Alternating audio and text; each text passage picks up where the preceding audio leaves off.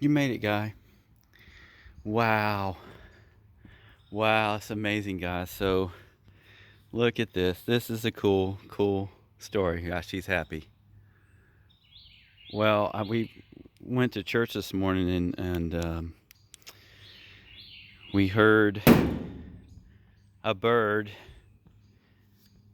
inside of the flue, and we thought it was actually down like the center core, like right in the core of the flue.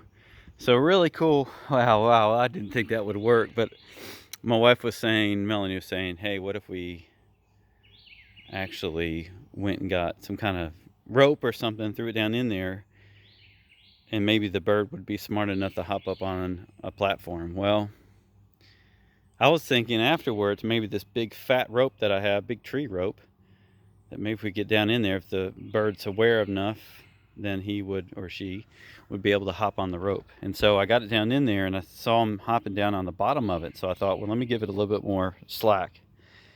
And sure enough, he made his way all the way up. So great for bird rescue of the day. Really cool stuff. Wow. Didn't think that would happen. Hope you guys are having a great weekend. Mine got a lot better. See you soon.